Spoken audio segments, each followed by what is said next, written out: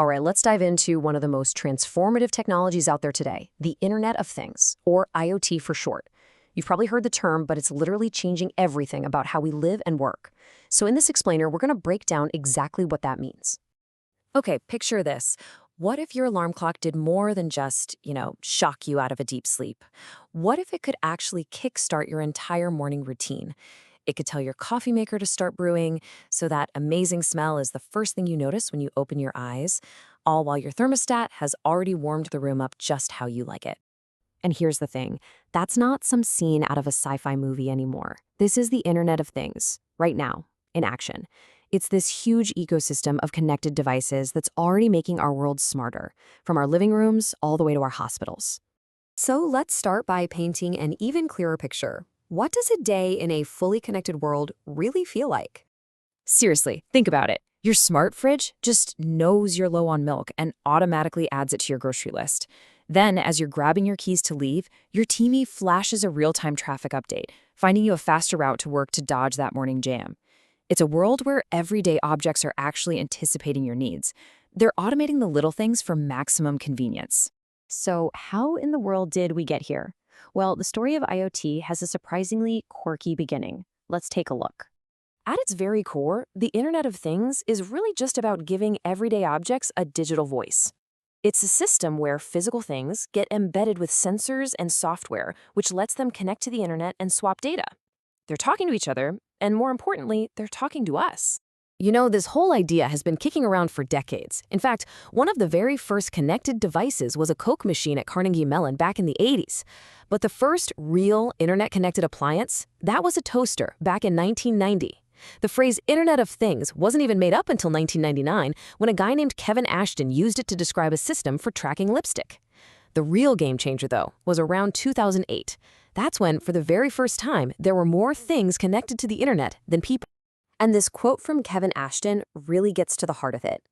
Back then, computers were totally dependent on us, on people, to feed them data. The whole revolutionary idea behind IoT was to let the things themselves gather their own information, freeing computers from having to wait for us to type everything in. Okay, so that's the what and the why. But how does all this tech actually work under the hood? Well, to get that, we need to look at the basic blueprint for pretty much any IoT system.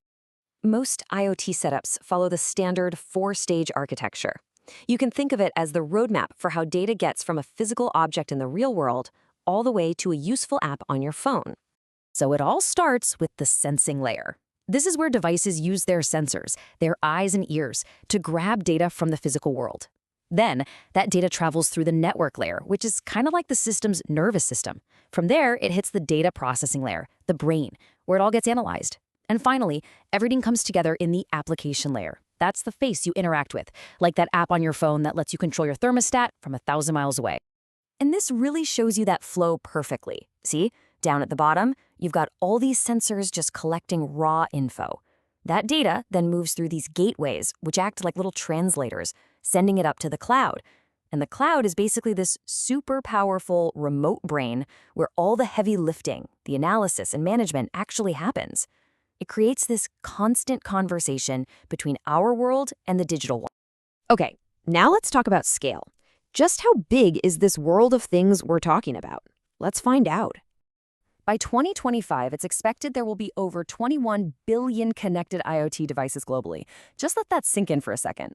That's almost 3 connected devices for every single person on Earth. The growth is just incredible. So, how are all these billions of devices talking to each other?